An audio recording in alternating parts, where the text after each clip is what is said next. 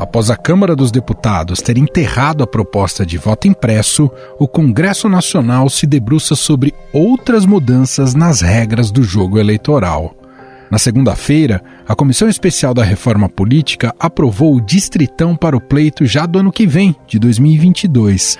O relatório da deputada Renata Abreu, do Podemos de São Paulo, passou com um placar de 22-11. Então, é uma mescla dos dois. Em estados onde você tem um puxador de voto, mas não tem uma chapa, foca para eleger o distritão. Nos estados onde você não tem um puxador de voto, mas você tem uma chapinha, você elege pelo proporcional. O relatório aprovado estabelece que o distritão valerá apenas para 2022. Nesse polêmico formato, os deputados mais votados nos estados são eleitos independentemente do peso de cada partido. Já em 2026, ficaria valendo o chamado distritão misto. Esse sistema é exatamente igual ao que é hoje, mas com uma diferença. Metade das vagas são para os mais votados do estado e a outra metade é proporcional de lista aberta. A lógica acaba com um puxador de voto, o tal efeito tiririca. O que é que faz um deputado federal? Na realidade, eu não sei. Mas vote em mim, que eu te conto. Vote no tiririca. Pior do que tá, não fica. O parecer aprovado na comissão também permite a volta das coligações para eleições proporcionais, ou seja, nas vagas para vereadores, deputados estaduais e federais. Isso também ficou para 2026. A relatora Renata Abreu mudou o texto e incluiu a possibilidade de os partidos se juntarem nas eleições proporcionais. As alianças podem aumentar as chances de eleição no legislativo, pois a quantidade de votos de cada um dos candidatos de um mesmo grupo de legendas é somada e dividida pelo quociente eleitoral. Essas coligações partidárias foram extintas em 2017 por meio de emenda constitucional. Caberá agora ao plenário decidir se mantém o distritão ou se retoma o modelo atual com ou sem coligações.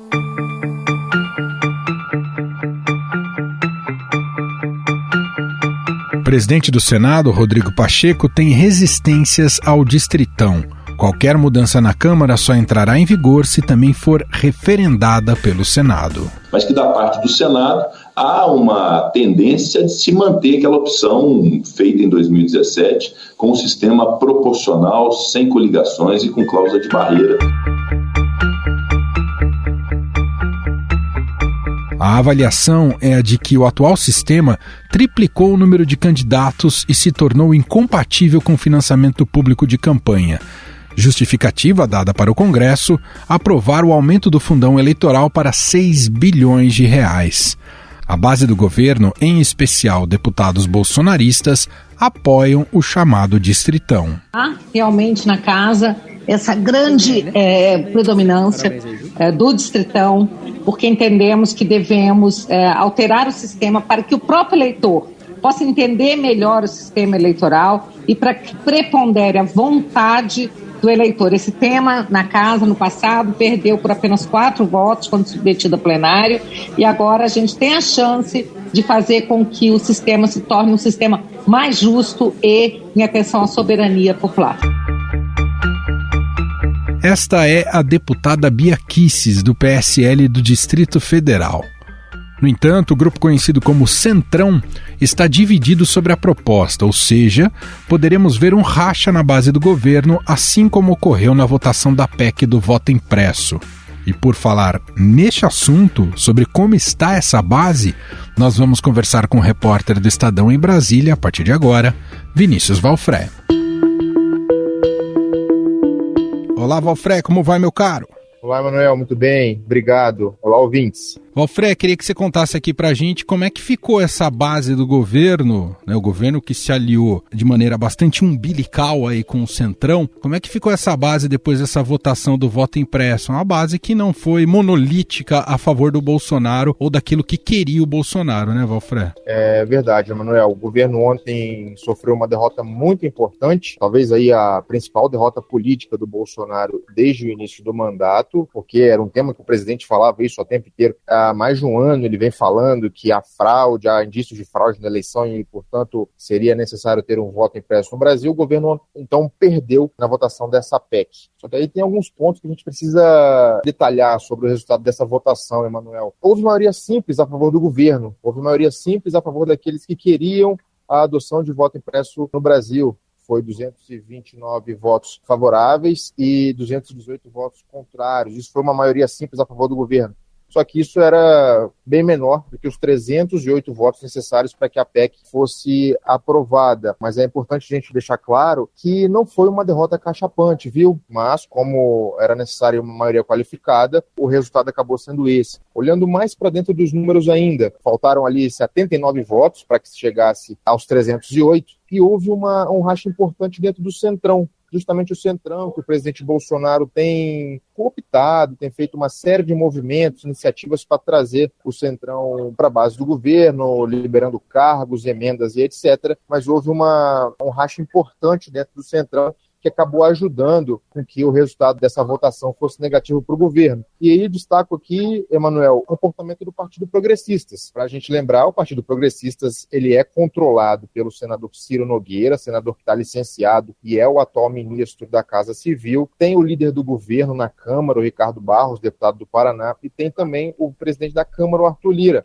O Arthur Lira, que foi eleito presidente da Câmara em fevereiro, muito ali em função de um trabalho do Palácio do Planalto para que ele fosse eleito. E mesmo assim, o governo perdeu e houve um racha importante no Partido Progressistas. Aqui, olhando os números, o Progressistas liberou a base para que votasse como bem entendesse, e aí o partido deu 16 votos a favor da proposta, a favor da PEC do voto impresso, mas foram 13 contrários e outros 11 que não votaram, ou seja, foram 24 deputados, aí mais do que os 16, que não deram os votos a favor dessa PEC. O presidente da Câmara, Arthur Lira, trabalhou pessoalmente para que essa proposta não passasse. Ele, quando decidiu levar o tema ao plenário, ficou claro que ele queria que chegasse a um ponto final, essa discussão que, segundo ele tem dito para pessoas próximas a ele, isso tem atrapalhado o andamento de outras pautas que são importantes para o governo. E como essa é uma pauta muito, quase ideológica, né, da base bolsonarista, não tinha por que o Arthur Lira ficar se mobilizando em favor dessa proposta. E durante a votação, o Arthur Lira ligou para líderes partidários pedindo voto contrário à proposta, e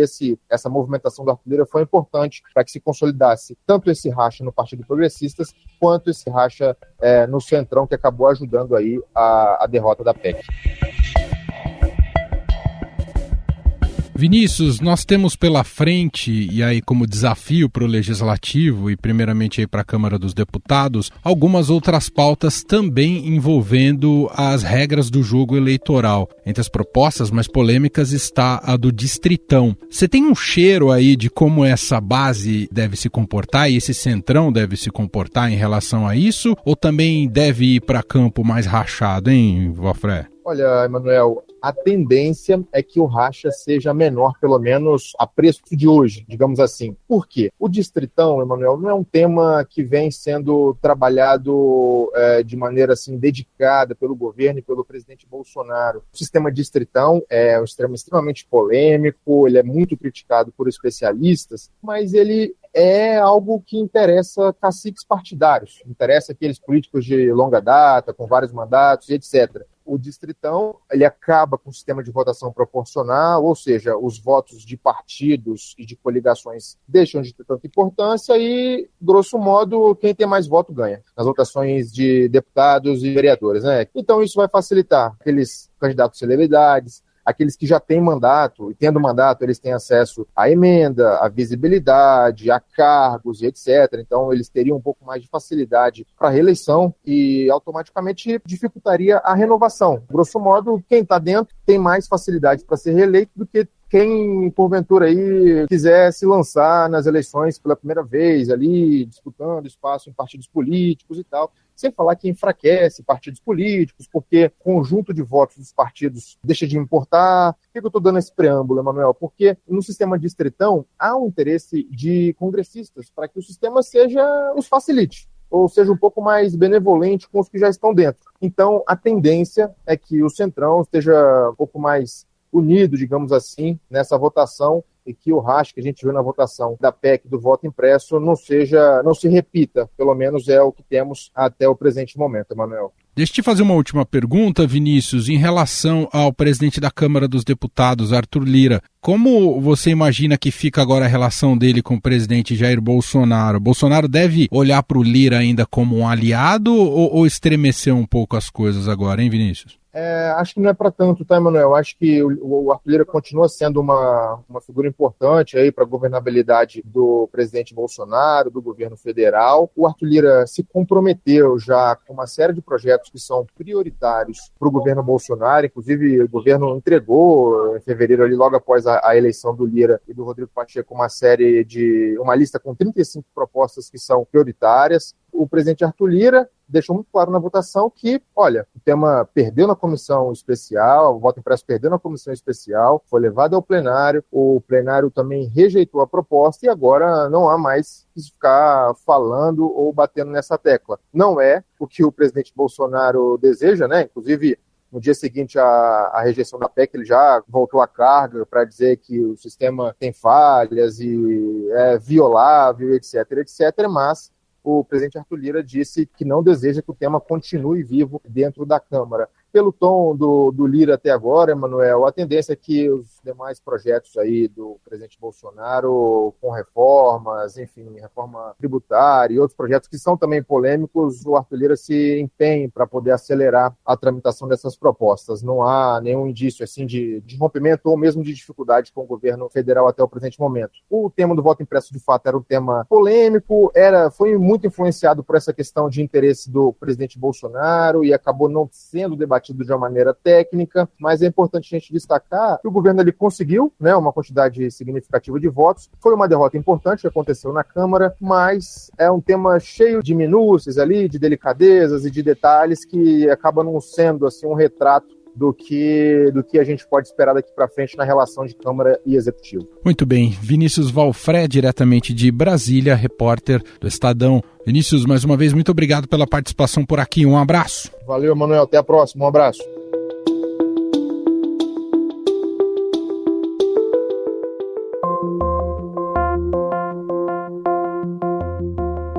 Há um terceiro ponto bastante controverso que foi aprovado e que pode mudar a forma como escolhemos, por exemplo, o presidente da República. É o chamado voto preferencial. Ele acabaria, inclusive, com o segundo turno para as escolhas majoritárias. Que existe em vários estados americanos, na Austrália, no Canadá.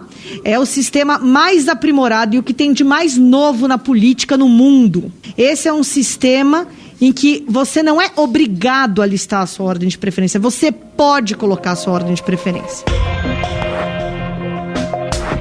Na proposta que valerá a partir de 2024, o eleitor poderá escolher 5 candidatos para o executivo, em ordem de preferência. Na contagem de votos são aferidas as opções dos eleitores até que algum candidato reúna a maioria absoluta dos votos. O relatório altera também a data de posse do presidente, de governadores e prefeitos, que mudaria de 1º de janeiro para o dia 5. A aprovação definitiva da reforma político-eleitoral depende de, no mínimo, 257 votos de deputados e 41 senadores nos 2 turnos de votação nos plenários das casas. As medidas previstas para as eleições de 2022 precisam ser aprovadas até outubro, um ano antes do pleito. E para analisar essas mudanças, que foram já aprovadas na comissão especial, nós convidamos o cientista político da Unesp de Araraquara, Bruno Silva. Olá, Bruno, seja bem-vindo mais uma vez. Olá, tudo bem contigo, Emanuel? Você sabe que da minha parte é de extrema alegria e satisfação poder participar nesse espaço contigo, né? Tudo bem por aqui, por aí? Por aqui tudo bem, Bruno. Bom, aquela crítica básica, né? Os próprios parlamentares decidindo rumo das eleições, de como vai funcionar o jogo eleitoral aos 44 do segundo tempo, porque tem um prazo aí até outubro para que isso possa valer já no ano que vem, em 2022. E isso tem um prejuízo considerável quando não é muito bem discutido com a sociedade. Queria começar te ouvindo por aí, Bruno. Pois é, né? A gente fica naquela sensação quando acompanha as notícias vindas de Brasília, especificamente da comissão especial responsável por esse desenho que mais parece um verdadeiro Frankenstein, né, Emanuel? Diga-se de passagem, de reforma política, né? A quantidade de assuntos e de temas que essa reforma tentou conduzir, Emanuel, que essa discussão no âmbito da comissão, e que agora, obviamente, vai para o plenário, e aí no plenário eu acredito que a história tende a ser outra, né? Porque nem sempre as preferências da comissão vão revelar, de fato, as preferências do plenário, ainda mais num assunto extremamente crítico, né? Vamos dizer assim, num assunto que é problemático, é difícil de você construir consenso, como é esse relacionado a aspectos básicos da legislação, ali certamente nós teremos modificações, com a probabilidade de que muito disso tudo sequer saia efetivamente do papel e com muito daquilo que está presente no relatório podendo não ser apreciado no sentido de ser aprovado, né, dentro do plenário. Então eu penso que é o seguinte, Emanuel, primeiro ponto importante, né, não é momento da gente debater reforma política, né, a gente está num país, numa situação extremamente dramática, uma série de pontos fundamentais relacionados à pandemia precisando ser superados, então não é o momento da gente discutir, da gente concentrar as nossas energias, uma CPI que está rolando na casa ao lado, no Senado, essa sim, com uma capacidade muito grande de trazer dificuldades gigantes na condição política do país, porque pode explicitar o quão irresponsáveis certos atores foram na condição da pandemia, que é aquilo que impacta na ponta para quem ainda, por exemplo, que está nos ouvindo aqui, não tomou a sua devida vacina no braço, sendo que já deveria estar nele. Então o que acontece, Emanuel? Eu acho que é completamente fora de contexto, é desconectado, a sociedade está apartada desse assunto, dessa discussão. O que há de mobilização? O que há de mobilização é aquilo que o nosso excelentíssimo presidente tem mobilizado seus seguidores, né, aqueles seus fiéis seguidores, que diz respeito àquele aspecto do voto impresso. Mas agora, fora isso, os demais aspectos da reforma política, eles acabam pegando a maior parte das pessoas de calça curta e o senso comum reina, e aquela mentalidade que a gente sempre comenta quando tem essa oportunidade de conversar, de que você mudar uma peça, você pode acabar desgastando ou se não estragando o funcionamento do motor como um todo, essa metáfora ela é válida justamente nesse debate, onde não se pretende também trocar uma única peça, mas pelo visto a galera tá querendo, né, mexer no motor inteiro, tunar o carro, enfim, fazer qualquer coisa e de repente pode ser que esse carro comece a fumaciar. Exato, passa uma sensação de colcha de retalhos e muito oportunismo. Eu queria só captar a sua opinião, Bruno. Eu sei que talvez isso nem ganhe muita expressão e força ali no plenário da Câmara dos Deputados, mas é algo muito relevante e não deixa de parecer uma aberração que passou na comissão especial nesse relatório, né, da Renata Abreu, o tal do voto preferencial para acabar com o segundo turno em eleições majoritárias. Quando eu li isso, eu falei, uai, como é que isso aparece do nada, assim, acabar com o segundo turno no país? E os que estão defendendo se apoiam muito no fato disso ser o modelo em Nova York. O que você pode nos dizer sobre esse voto preferencial? Você vota numa lista das suas preferências para eleição majoritária, é isso, né, Bruno? Seria mais ou menos essa ideia, né, Emanuel? Eu tô falando seria mais ou menos essa ideia, porque esse debate da comissão tá aquela coisa, é mais ou menos isso, mas não é bem isso, sabe? É tipo suco Chaves, né? Tem sabor laranja, gosto de tamarindo, mas na verdade é de uva, né? Então essa é um pouco da discussão que acaba rolando ali no âmbito da comissão. Essa proposta, que seria a possibilidade de voto em até 5 candidatos para o executivo, e o pior, né? Quero até antecipar isso, o pior, diz lá atrás, ou pelo menos essa era a ideia, de que a reforma tinha como objetivo simplificar alguns aspectos do sistema representativo no Brasil. Se isso for simplificar, meu amigo, eu não sei o que é, tornar mais complexo o entendimento do eleitor. Porque a ideia seria essa, o eleitor ele votaria em até 5 dos candidatos que disputam a eleição, numa ordem decrescente de preferência. Então, daquele que você menos quer até aquele que você quer mais, vamos dizer assim, né? Então, o candidato que obtém a maioria absoluta ali no final das contas, das primeiras escolhas que são válidas, né, por parte dos eleitores, esses votos eles acabam sendo computados e você teria uma espécie de ordenação dessa lista. Então o que acontece, Emanuel? Essa ideia por trás, a galera falou do caso de Nova York, chegaram a citar em algum momento lá da comissão, eu acompanhei alguns momentos, né? Não tive muita paciência de conseguir ver tudo absolutamente na íntegra, mas fui acompanhando os melhores momentos, se é possível dizer assim, onde eles chegaram a falar de que esse é o sistema adotado na Irlanda. Fiquei lá com as minhas dúvidas um pé atrás. Eu acho que isso gera uma baita de uma confusão, né? Onde não se tem necessidade de mexer. Por quê? Porque quando a gente está falando em eleição de cargo majoritário, basicamente, Manuel, eu acho que a nossa regra é uma regra que contempla muito bem a preferência do eleitorado e a lógica majoritária que é preciso ter como expressão do desejo popular em uma democracia. Então isso está garantido e a ideia de 2 turnos de eleição ela é mais do que o suficiente. O problema é que eles querem criar uma determinada, uma pseudo-solução para um problema. Qual problema é esse? O problema, por vezes, de, vamos dizer assim, de má avaliação do presidente por alguns setores da sociedade, independente do que aí está, mas que outros que venham a ocupar a cadeira possam sofrer ao longo do seu mandato. Eles querem introduzir uma espécie de possibilidade de maior escolha ou de melhor escolha para um outro problema que é o problema real. O problema real qual é que é? O fato de você ter cada vez mais representantes políticos que estão muito longe da sociedade, e nós estamos no mundo do século XXI, onde tudo é muito dinâmico, tudo é muito instantâneo, as redes sociais passam essa impressão de imediaticidade, e do ponto de vista da política, você tem alguém que, ao longo de 4 anos,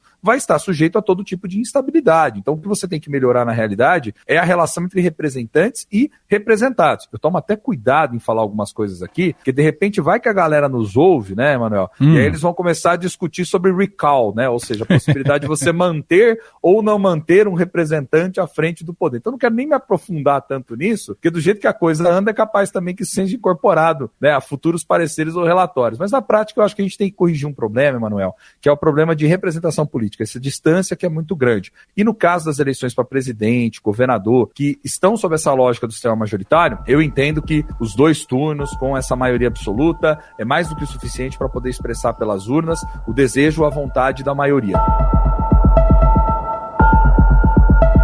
Bruno, agora entrando nas propostas vinculadas à eleição legislativa. E aí foi aprovado o Distritão para 2022 e pensando numa mudança já para 2026. Mas primeiro eu queria te ouvir. Distritão é um avanço, é um retrocesso, tem prós e contras ou só contras em relação ao Distritão, Bruno? Olha, talvez alguns amigos, alguns colegas meus também profissionais da área possam cravar veementemente que há muito mais prejuízos, né, do que benefícios. Eu, particularmente, também integraria esse time e alguns, talvez mais otimistas, poderiam pensar em algumas possibilidades, né, Emanuel? Eu vou ser muito sincero para você, o Distritão é aquela famosa história, né? Não ganhamos lá atrás, quem sabe dessa vez vai, pero não mucho, né? Porque no final das coisas, a proposta, ela acaba por não avançar. Lembremos que alguns anos atrás, no bojo da discussão também de um outro processo de reforma política em 2015, foi rejeitado veementemente o Distritão e acredito que a tendência tende a ser a mesma agora. Por quê? Porque quando nós mexemos basicamente nesse sistema eleitoral, no que diz respeito à votação dos cargos para o legislativo, Emanuel, há uma complexidade muito grande do que você tem que levar em conta do ponto de vista de garantir o básico do sistema. O que o sistema eleitoral é? Um determinado método que você estabelece para converter desejo das pessoas, ou seja, a possibilidade delas votarem e escolherem os seus representantes, os partidos de sua preferência, em voto. Então são os métodos que transformam contagem de votos em cadeiras, né? Ou seja, em mandatos. Então o que acontece? O nosso sistema, que é o sistema proporcional, ele pode ter N problemas, né? Ele pode ser de difícil compreensão por parte do eleitor, carregava muito consigo um dilema que estava lá atrás, quando você tinha aquela possibilidade de celebração das coligações eleitorais, que querem ressuscitar também, né, nessa proposta agora. Por quê? Porque você corria o risco de votar num determinado candidato X e o seu voto estar beneficiando diretamente um candidato muito mais competitivo, que era um candidato até mesmo de outro partido político, mas que integrava a lista ali dos partidos que saíam coligados. Com o fim das coligações, tentamos corrigir um pouco mais isso. Por quê? Porque aí os partidos tiveram que minimamente se organizarem, né, conseguirem ali dentro das suas listas estabelecerem os candidatos que eles entendem ser mais competitivos ou aqueles que teriam a possibilidade de angariar o desejo do povo, angariar o voto e, portanto, se tornar o representante político, mas nem sequer nós sabemos e conseguimos avaliar com calma se isso dá ou não dá certo, se tem efeitos positivos e negativos, e o Congresso já está discutindo novamente mudança, né? Ou seja, está discutindo de novo reforma política. E eu penso o seguinte, no caso do Distritão, ele é um sistema que ele é ruim mesmo, por um simples motivo. Porque você impede, muitas das vezes, que, por exemplo, algumas minorias consigam acesso mais facilitado à representação política. Você tem uma quantidade grande de votos que acaba sendo jogado fora. Por mais que se tentou até ali no relatório final um remendo para ver se os partidos teriam um peso um pouco maior, vira uma baita de uma confusão que liga nada a lugar nenhum, para na base dizer o seguinte: o distritão ele favorece, no limite, aqueles que têm maior capacidade de recursos políticos junto aos partidos, ou seja, pode até mesmo reforçar uma certa lógica de caciquismo político num país onde o controle político de alguns territórios sobre famílias políticas, né, às vezes estão ali agarradas ao poder há muito tempo, que controlam com unhas e dentes territórios e que impedem, portanto, uma outra lógica de representação, senão aquela única e exclusivamente vinculada ao território, né, ou que é alvo do controle dessas figuras. Então eu penso o seguinte, Emanuel, se há possibilidades de correções e de melhorias no nosso sistema, isso passaria por um papel de fortalecimento dos partidos. Eu sei que esse é um assunto um tanto quanto indigesto, mas os partidos precisam melhorar do ponto de vista de como se relacionam com a sociedade, do ponto de vista da transparência dos seus gastos, do ponto de vista de tentar se conectar às demandas dessa sociedade em constante transformação. Os partidos têm relevância na condução dos trabalhos, eles ocupam os espaços das comissões, né, o tempo é dividido com base nesse critério de proporcionalidade, enfim, a vida do parlamento é uma vida partidária, mas às vezes a gente se esquece que no momento das eleições eles também continuam a importar, e a gente insiste em focar em figuras políticas, né, Manuel? Sem dúvida. Bom, e tem também a possibilidade, eu vou te perguntando, Bruno, mas eu fico com pena, né, porque o nosso sistema eleitoral já não é totalmente compreendido e absorvido por todos, porque tem sim uma grande complexidade ali, a questão do quociente eleitoral, do voto proporcional, etc e tal, mas também está na mesa em 2026, após o distritão, entrar o distrital misto. Como é que você explicaria pra gente? É meia mussarela, meia calabresa? Meia mussarela, meia calabresa, né? Mas se jogar um champignonzinho vale também, né? Meio que essa lógica. Talvez, se a gente quisesse de fato inovar um pouco mais e ampliar esse debate, essa discussão e levar isso mais a sério, poderia-se, principalmente pensando na realidade das cidades nossas, a gente poderia tentar experimentar algum tipo de inovação quanto à representação política, pensando, por exemplo, na adoção desse tipo de distrital, quando a gente fala, por exemplo, no caso de algumas cidades brasileiras. Isso poderia servir de exercício porque, por exemplo, da representação política municipal, nós já temos, de fato, muitos representantes que são muito mais conectados a certos bairros. Então a gente poderia experimentar um formato híbrido, digamos assim, onde haveria espaço para uma lógica mais, um voto mais ideológico, vou chamar isso aqui de um voto mais ideológico em causas, né? Então, sei lá, um vereador que defende a bandeira da educação. Esse cara teria espaço dentro da disputa eleitoral, ao passo em que o Zé da farmácia, que é maior representante do bairro em si, também teria espaço. Então talvez combinar isso como uma medida experimental e dosar e ver se gera algum tipo de impacto positivo,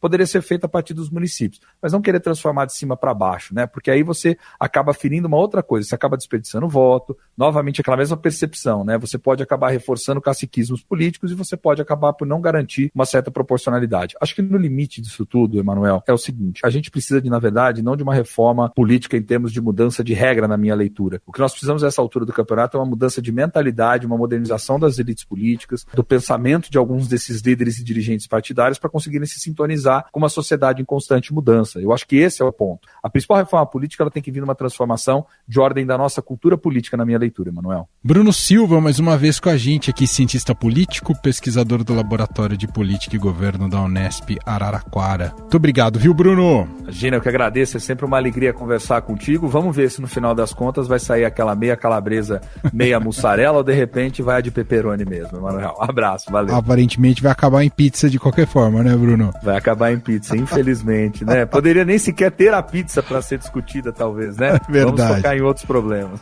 Obrigado, Bruno. Eu que agradeço, um abração.